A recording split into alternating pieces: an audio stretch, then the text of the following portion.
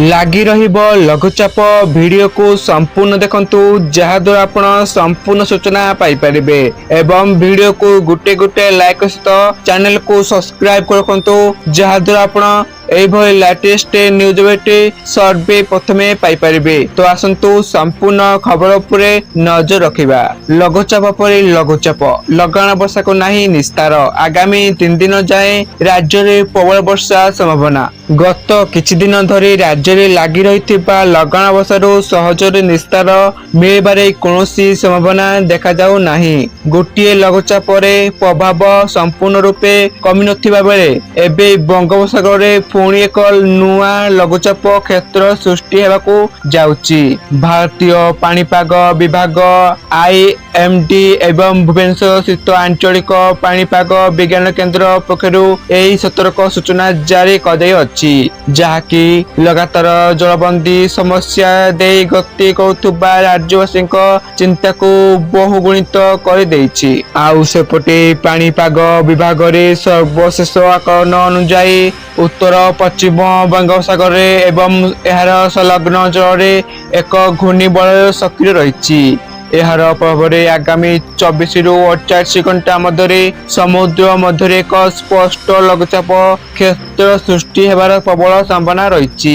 एही नुआ पाणीपाग प्रणाली जोगु ओडिशा रे मौसुमी वायु अधिक सक्रिय हेबो एवं आगामी 3 रु 4 दिन पर्यंत राज्य रे विभिन्न स्थान रे प्रबल रु अति प्रबल वर्षा लागि रहिबो। विशेषकर उपकूल ओडिशा एवं केतेक अभ्यंतरीण जिल्ला रे वर्षार मात्रा सर्वाधिक रहिबो बोली पूर्वानुमान कराଯାଇ अछि।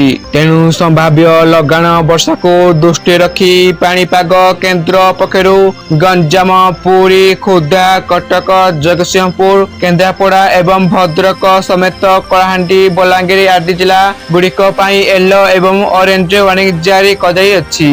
सहरांचल गुड़िक विशेषकर कटक और भुवनेश्वर रे ट्रैफिक समस्या उपजिबा सह तळे अंचल रे पानी जमिबार संभावना रही।